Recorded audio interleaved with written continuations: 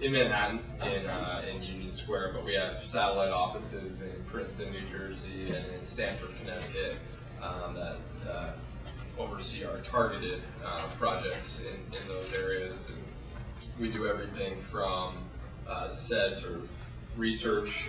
We've been around for 85 years looking at the challenges that face the metropolitan region and don't respect political boundaries. And then we also do targeted work on the ground, working for state agencies, for municipalities, typically around the idea of transit-oriented development, which I'll talk a little bit about in the context of climate change. But we've been the on-call TOD planners for New Jersey Transit and for Metro North in New York State for about a dozen years, working with close to probably 30 communities now on participatory processes around orienting growth near the rail stations. And in Connecticut, we don't have a program like that at the state level, as I'm sure most of you guys know, but we've worked with City of Stamford, the City of Bridgeport, Town of Fairfield, trying to figure out the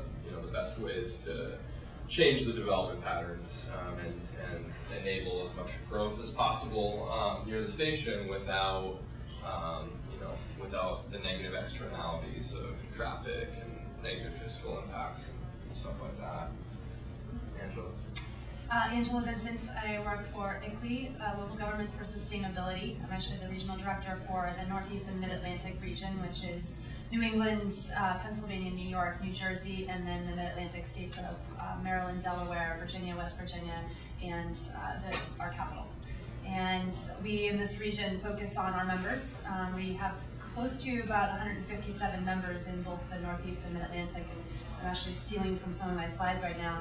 And then also work on a variety of projects that involve our members. And actually I'm going to talk about one of those specifically today, which involves Connecticut, a most recent transportation project that was actually a quadri-state, if that's even a word, project that involved Connecticut, Massachusetts, Vermont, and New Hampshire. And I have to admit, and I love admitting this, and I've never done this publicly, that I actually live in a TOD, so I'm very excited to see some of the projects that you work on. That Boston has quite a few TODs popping up all over the place through a couple of development corporations that are really into this right now, and obviously the T is a really big way to get around in Boston. So, being a former planner, recovering planner in my past life, I working up in New Hampshire, that was something that we didn't get to see a lot of. So it was really exciting to be able to hear and be able to live and feel and breathe what a TOD is all about, and really see how it's affecting my impact on my carbon footprint, actually, which I don't drive nearly as much as I did before. So I'm kind of psyched about that. Massachusetts has been, a real model in the Northeast, in addition to New Jersey, and the Home Connecticut program, which I'm sure most of you guys are familiar with, was, really trying to replicate some of the success that Massachusetts had with, and now I forget the number of it, that basically designates smart growth districts around train stations, around the T, and holds those municipalities harmless for the costs of educating children that live in those neighborhoods. You're talking about 40B. 40B. 40R. 40R, sorry. Well, there's another one that's just been on Mass 40R. Planners recently. That was 40R. Cool, so we'll get started, and the mayor will join us shortly. Just to sort of introduce a little bit, why we as planners, land use planners, and urban designers are even talking about climate change. Because of the direct impact that built form and mobility systems have on energy consumption and carbon emissions. A bit daunting at first. It's actually pretty beautiful. Basically on the left, it has all the energy coming into the American economy. So you've got transportation fuels, electricity, industrial fuel consumption, etc., and the processes that take place within the economy that turn that energy input into emissions. So the big emissions piece, of course, is carbon dioxide, greenhouse gases. Then you've got methane and nitrous, etc. What you see squared out in red there is everything that's directly attributable to the built environment. types of buildings we design and how efficient they are, and the location of buildings and land uses in relation to one another as drivers of transportation decisions. So, you know, we can have a profound impact just by designing places more efficiently and less reliant on the automobile, which is this big piece right up there. Nearly 22% is just road emissions. So, you know, what we're going to talk about a bit today is both, you know, municipal and intermunicipal strategies, and I think we want to really put the emphasis on intermunicipal. You know, Angela will talk a lot about the activities of her member communities and what you as a municipality can do. But if, you know, and you can have a lot of impact, of course, building retrofits, you know, more progressive building codes, you know, recycling, stormwater management, you know, a whole variety of mechanisms to reduce the energy footprint of municipal operations and even of, you know, businesses and residents located within your municipality. But to get to this piece, the mobility piece, you know, it requires cooperation across municipal boundaries. So we'll give a couple demonstrations of that, and then Mayor Finch will talk about the robust initiative that is about to be underway in that city, which is really aiming to be a model of sustainable planning, integrated, holistic sustainable planning, both for municipalities in the state of Connecticut, but also for former industrial and struggling cities throughout the Northeast. So I'm going to let Angela kick it off.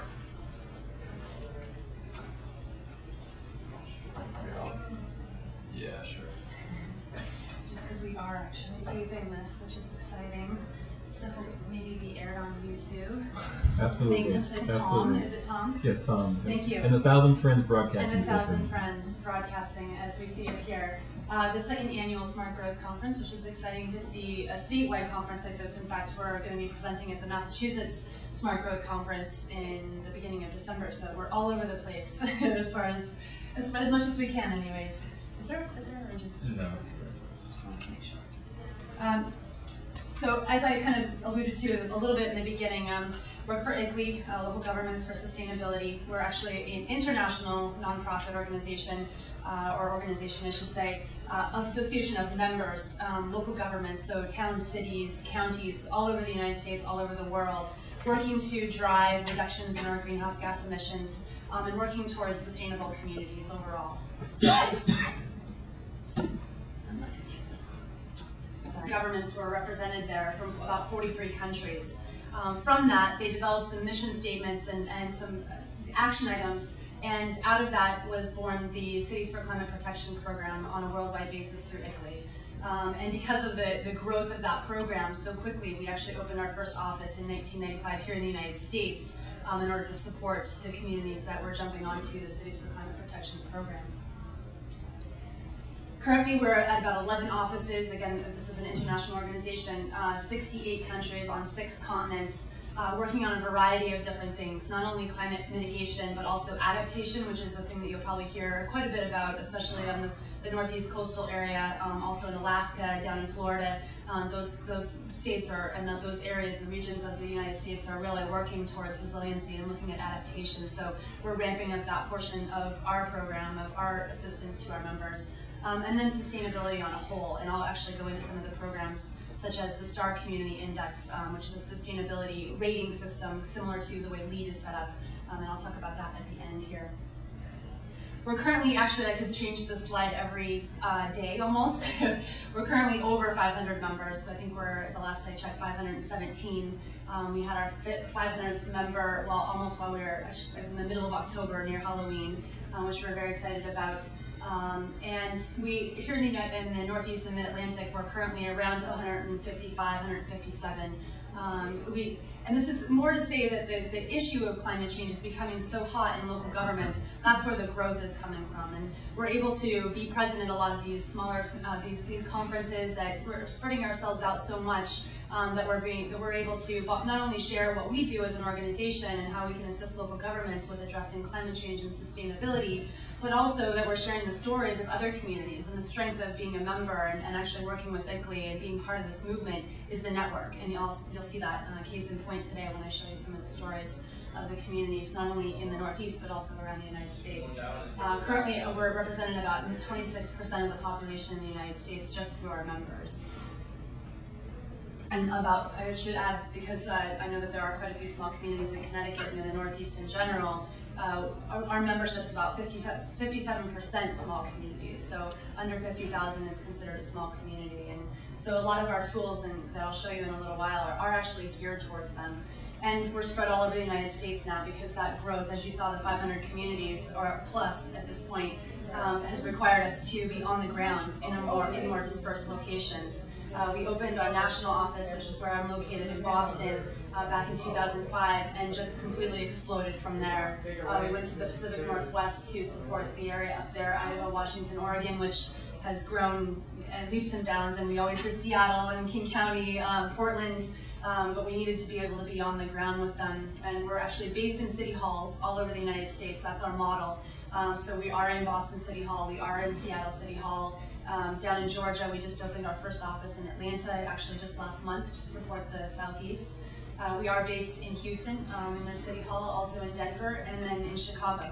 All of these have some sort of program associate or somebody on the ground who can assist members with, again, coming to conferences and working on tools, working on I'll show you our 5 milestone approach to climate change and sustainability. But we really needed to have those foot soldiers, such as myself and our staff here in the national office in the Northeast, to assist members in their growth and moving through climate protection processes. So there are multiple benefits. Today we're going to focus more on the transportation part of it, so improving air quality, looking at traffic congestion. And when I used to do this presentation, generally, because I used to be a regional planner as well, similar to what David does, but working for a quasi-governmental organization, I had a picture of Nashua, New Hampshire, which is in its peak congestion in downtown, and you can only imagine it's only 87,000 people, but it does get very congested, as many of our communities in the Northeast do. So I should probably change that to something like Stanford or Boston, but congestion is a really big issue, and it does contribute greatly to that number of GHG percentage that the transportation sector in the United States contributes to climate change right now. Being a member provides a numerous amount of opportunities. Again, I mentioned the network. We are able to present all sorts of case studies and stories, action items, both the successes and the obstacles that our communities are facing when they're working towards climate change and working towards climate protection and sustainability. So we offer a variety of events and trainings both through webinars and being in person. In fact, our next major event, our regional event, is next May. We do them on a bi-yearly basis. Our last one was in Hartford, if any of you were able to attend. And so we'll do next year's in Westchester County in New York. And we tend to gather about 200 to 300 people. And since our membership's growing so fast, even in the past year and a half, we maybe will be expecting about 500. So we're looking forward to hopefully seeing you all there. But those trainings, again, they're not just on the ground trainings, they're also done through webinars. We're trying to actually do that a lot more since we do have some remote locations, Vermont and upwards in Maine and New Hampshire, and then all the way down to West Virginia. It's kind of tough to be able to be on the ground, and they have a tough time traveling because we're talking about local government budgets here. So we don't expect people, and obviously the addition to the climate change and our carbon footprint of driving everywhere. So we're trying to do that more virtually lately. We do have a couple of different tools that we offer for each of the milestones, each of the steps in climate protection. And one of those is an analysis software called Clean Air Climate Protection, and I'll go through that in a couple seconds.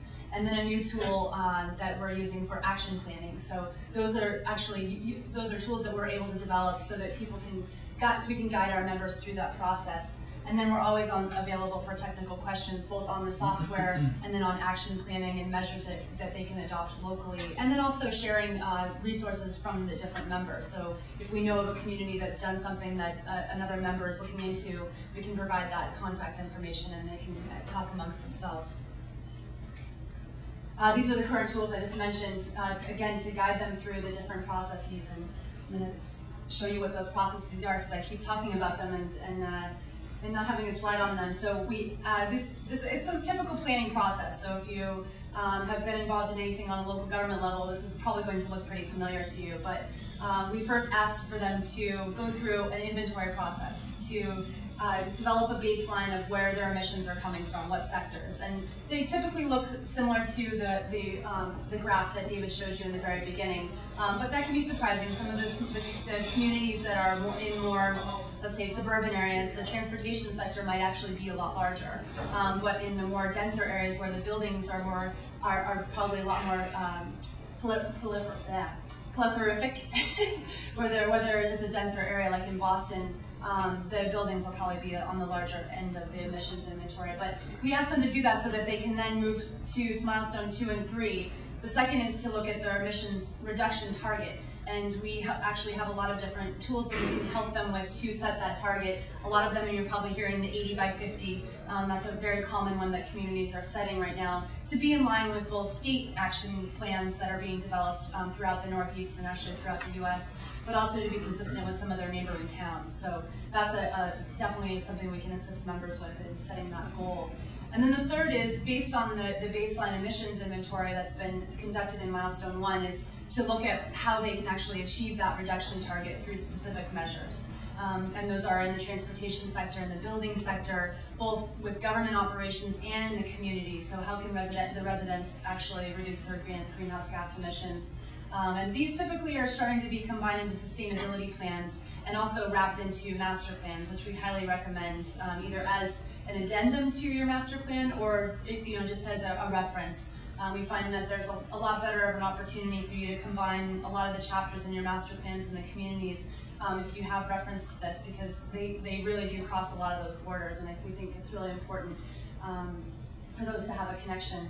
So after the plan is hopefully adopted, either through the official master planning process or just as a standalone document, the next step is implementation. We've been focusing a lot on this, and actually the project I'm going to talk about today that we did in the I-91 corridor was a lot of implementation, was looking at ways that the communities along the corridor can implement policies that will reduce greenhouse gas emissions based on land use development and smart growth. So this is a really important step, because it's where the meat is on the bones, basically, of climate protection.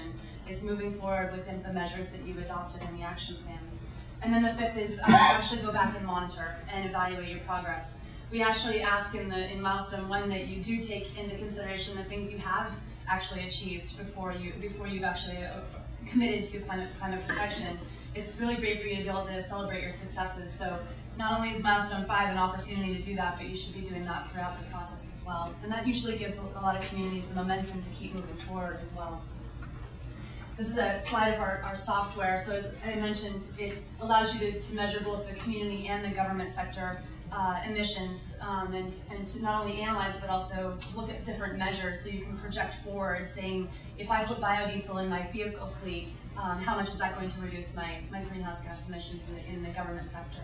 So it allows you to use some of those measures you're going to adopt or potentially adopt in your action plan and see how far they're going to take you towards your target. So how can we fight global warming and climate protection and climate change in the United States and actually in the world? And again, a variety of different ways, both the solid waste industry, which is becoming a really big one, and the energy use, obviously our energy use, which you saw, again, the graph in the beginning, and then our focus today on transportation. We ask communities, again, to take stock in what they're already doing, because this is important that you know that it gives that momentum to move forward, but it also shows you where some of the things you need to beef up and some of the things that might be a little bit inadequate, or that things that you're on the wrong target. Based on what your emissions inventory was in milestone 1, you might be barking up the wrong tree, so to speak. So we ask communities to really take stock in what they're already doing, and move forward with these sectors based on the initial emissions inventory that you put in. And these are typically places where communities are starting to focus. So in your smart transportation planning, in your buildings, facilities, and operations, which is a large component of our emissions, in energy efficiency, which is I should say conservation, because both of those are very important after you're looking at your buildings and the envelope. The planning projects that our communities are putting in place, and again, this is going to be the connection to smart growth, renewable energy projects, and then the specific funding measures that communities are using in order to finance these projects. Lots of different, and I don't know how much time I really have. Okay. There are a lot of different ways that this smart transportation planning has been implemented across the United States. Car share programs, telecommuting, one big one that's actually transportation related, and we were asked this right after, the state of Utah adopted a policy that all the state offices will be closed on Friday. Very much industry, basically, because they were trying to reduce the amount of people on the road and also trying to reduce their energy use. They were estimating that I think it was going to be about $3 million in savings a year. So immediately we were flooded as an organization on how is this going to affect the economy, and how did we anticipate that the greenhouse gas emissions would be reduced from those types of policies. There were a couple, I'm not sure about in Connecticut, if any communities, did anybody adopt that locally? Yeah.